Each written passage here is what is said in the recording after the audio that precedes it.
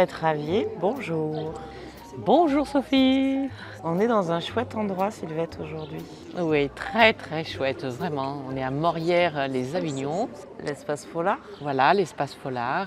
Et ici, aujourd'hui, il y a donc un salon. Je suis là pour donc présenter déjà une conférence atelier et dont le sujet est prioriser sa voix. Enfin, il est temps. Alors la voix, une priorité, pourquoi? Pour qui? Eh bien, pourquoi?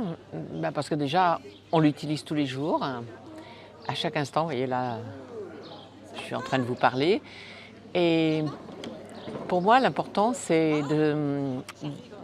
d'avoir une bonne relation avec sa voix. Déjà de l'aimer, d'apprendre à l'aimer, parce que beaucoup, ce matin, j'ai quelqu'un qui est passé et qui cherche à bien utiliser les mots, d'être très présente aux mots, et qui n'aime pas sa voix. L'intérêt, c'est d'apprendre à aimer sa voix. Aimer sa voix, c'est aimer son identité, c'est arriver à se positionner avec une certaine affirmation, avec une certaine couleur, avec une certaine présence. Prioriser sa voix, c'est prioriser de se servir de son organe, la voix, qui fait partie de soi, qui est reliée à tous les autres organes. Et si j'ai un dysfonctionnement au niveau de ma voix, eh bien, il y a des chances que dans le circuit, il y a quelque chose qui ne fonctionne pas. Et c'est pour ça que moi, je l'appelle le baromètre. C'est mon baromètre, la voix. Dès qu'il y a un truc qui me chatouille, ou je suis aphone, ou pas bien, et que ça racle. Absence de voix. Hier, par exemple, j'avais une prestation et je suis restée muette. Ah oui. Vous vous rendez compte? Avec toute mon expérience, je suis restée muette. Impossible de trouver les mots, impossible de... Voilà. Et donc, qu'est-ce que j'ai fait? J'ai dit, je me suis positionnée, j'ai dit, pour l'instant, c'est comme ça, j'y arrive pas. Et qu'est-ce que j'ai fait? J'ai fait un mouvement de recul et j'ai respiré. Et puis j'ai eu confiance dans le fait que peut-être que j'allais trop vite, peut-être que quelque chose en moi, c'était trop, quelque chose, j'étais dans le stress ou pas. Enfin, en tout cas, je me suis acceptée comme ça. Et puis avec le temps, tout est revenu en fait. J'ai respiré, j'ai fait confiance et ma voix est revenue.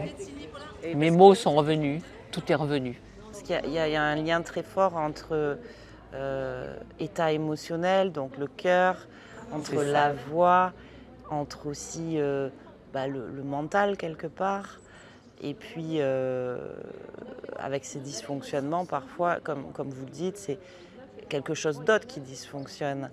Et ça, donc, vous allez nous expliquer dans cette conférence et dans les prochaines que vous ferez sur d'autres salons, d'autres événements, vous allez nous expliquer justement ce qu'apporte cet accompagnement vocal, qui n'est pas que vocal, puisqu'on parle d'accompagnement vocal postural, c'est ça?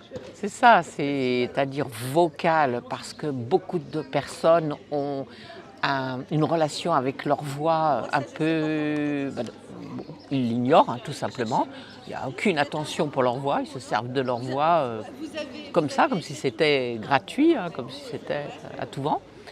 Donc déjà ça, et puis une voix sans espace, sans souffle, sans conscience, avec des pensées du genre j'aime pas ma voix, j'ai pas de voix, je sais pas l'utiliser, enfin plein de pensées, je dirais, qui ressemblent à des injonctions, qui nous limitent dans la façon de s'en servir. Tout ça est lié en fait, la pensée, le corps, le souffle.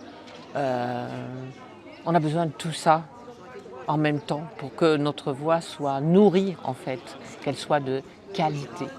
Et c'est vers ce chemin-là que j'accompagne les personnes, les gens, juste de se dire, si j'ai une voix de qualité, si je l'aime, à votre avis, le message que vous avez envie de transmettre, qu'il soit public, en relation avec le public, politique ou autre, ou dans l'intimité, à votre avis, votre message, il sera comment? Et oui, c'est très fonction de ce qu'on aimait avec sa voix, mais pas que. Mais pas que. Et c'est certaines personnes se disent, oui, si je parle plus fort, mon message va passer, etc. Donc ils vont aller chercher dans ce sens-là. Et puis d'autres, je vais apaiser et tout. En fait, c'est l'énergie que l'on propulse, c'est l'attention, l'intention et l'attention, la présence que l'on va mettre. Donc il y a tout ça, prioriser sa voix, c'est aller à la rencontre de sa propre globalité, entièreté de qui l'on est. Et la dimension du chant, c'est justement dimensionnel au niveau du vibratoire. Et d'oser proposer ce vibratoire à soi-même, déjà pour nos cellules, parce qu'elles sont contentes quand on chante. C'est pas que l'opéra que je cherche, c'est cette dimension vibratoire, sonore, pour me faire du bien, pour me guérir peut-être. Et sûrement d'ailleurs. Et aussi, le fait d'oser,